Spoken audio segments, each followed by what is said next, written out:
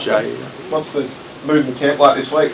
Go excited. Yeah, it's the time of the year you work really hard to play in. So, yeah, players have embraced it and ready for the game. I think it's been a long break with the weekend off, but the players are keen to get into it. It's been 3 years since you've played the finals. How do you feel the group is different from then to now? Clearly a bit more mature. Some of those guys back then were playing in their first final and early in their careers as well. So they've obviously developed their bodies in footy and they're in better position now. And like you said, it's been a few years, so they're keen to put their best foot forward.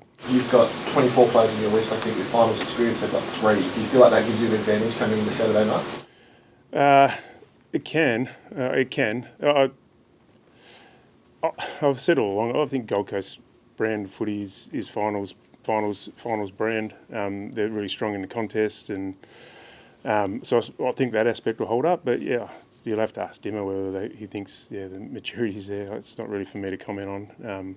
What I can say is that our best footy is held up against the best sides as well. We had a good tussle with them up there on the Gold Coast earlier in the year. Expect the game to play out a similar way. You said that their footy holds up in finals. Do you feel like yours does the same as well? Yeah, like I said, I think our contest method is in really good order. I think when the game leans to more of a ground ball game, our game comes to life, and that tends to be the case in finals. I think our record against the better sides has been good this year. So our players should go into this with a lot of belief. Having your skipper fit and in the form that he's in at the moment, how important is that to the group? It's really important.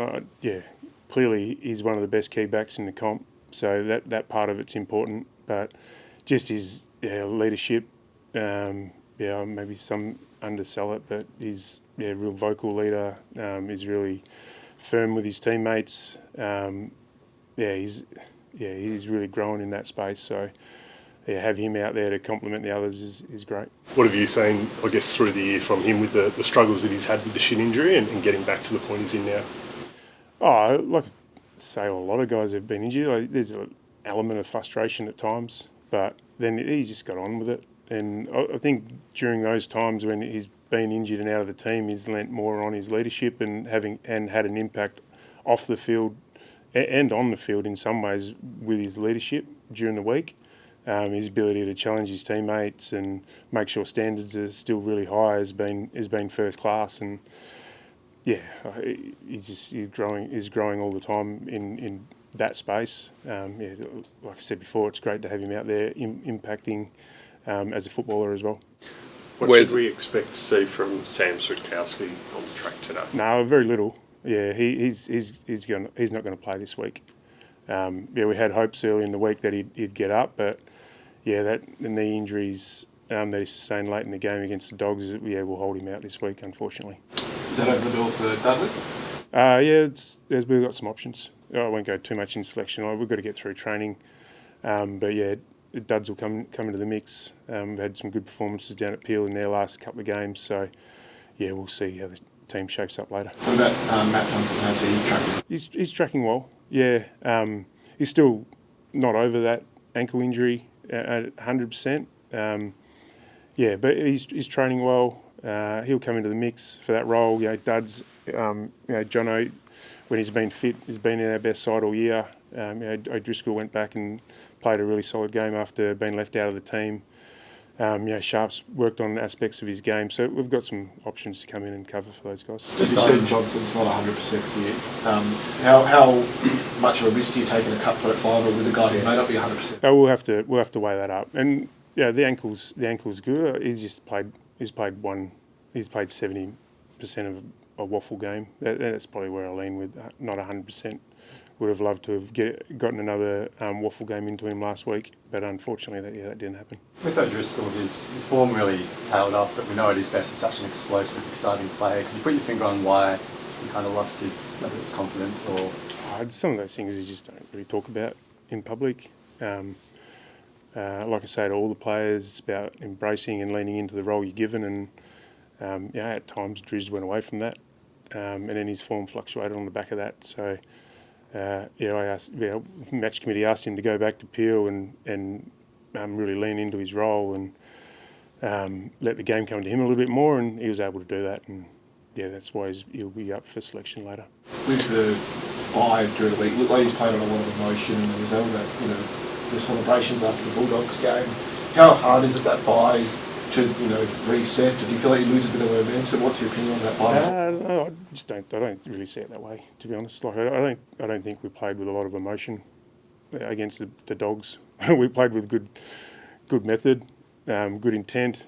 We lent in on the game plan, and we played for each other. I don't think we played with a lot of emotion, and I don't think after the game we celebrated any harder than what we did after any other win.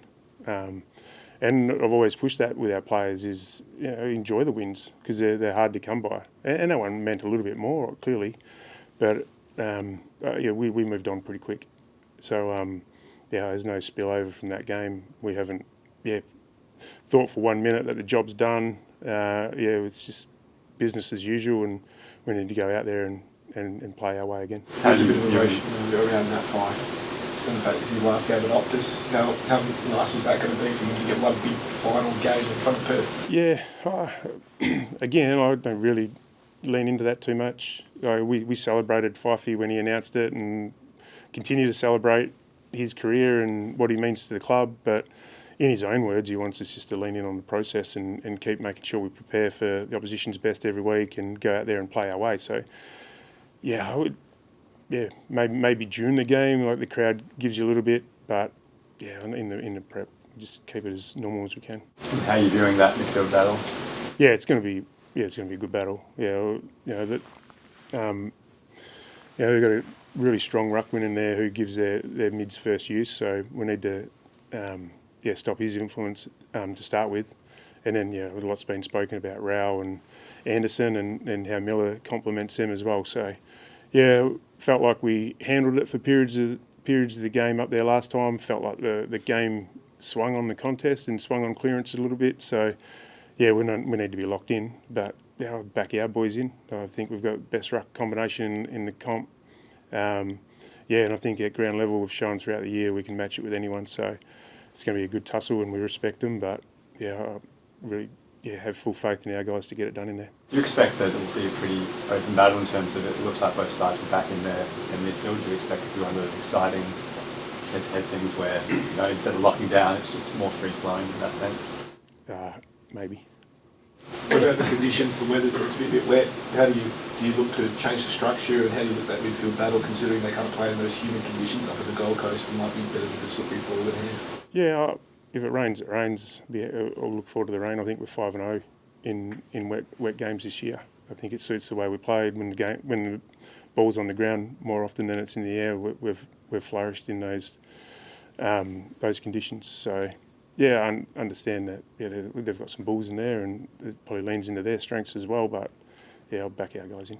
What have you made of the community support? We've had fans post every night cheering you on, people signing out there. What does that do, having that sort of support? I didn't know that.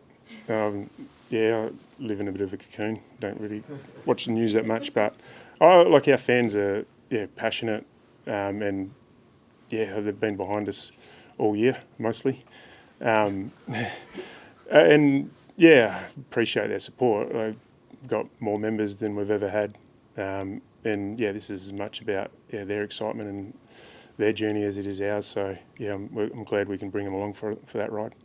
How important has the break been to Hayden Young in terms of his minutes, his build? It's been important for a few guys. Youngie's got a couple of big sessions in, some more footy work in. So whether we see him play more minutes, we'll work out later. But he should be fitter and further along. And it's good to have a little bit of extra recovery off the back of that Western Bulldogs game as well for him. So he'll be ready to go, and he didn't play against them last time up there, so he'll be a good addition. Nat Fyfe hasn't played a final in 10 years, and obviously when he did, he was carrying a broken leg. What do you think the football public has missed out on not seeing one of the best players of the modern era in the big stage? I think his footy's the way his combativeness and the way he goes about it is made for finals. So yeah, it's hard for me to say what the game's missed out on, but I know that he'll put his best foot forward this week. I know he's excited to get out there and play his way. He's been unfortunate. Talk about finals, but been a little bit robbed of his best footy and continuity with his best footy probably since I got to the club. So it's a shame, but that happens to players. He's been able to evolve his game and evolve the way he goes about things because of those injuries. And hopefully, we can keep his career going and make it more than just one final. You've said that emotion won't play into it too much because you've been very process-driven. But from the Gold Coast point of view, their first ever final, and also, David Swallow will play his first final after 247 games. Do you expect some emotion from the Suns on like a big day for the club? No, not really. I just expect their best footy and an intent to execute their best footy. And we understand what we're going to get in the contest and with their pressure and those types of things. But I don't sit here planning for Gold Coast emotion. I just have to plan for and prepare the team for their best footy, which they've put out there a number of times this year. So there's not much gap between first and eighth, so we won't be taking them lightly. Can't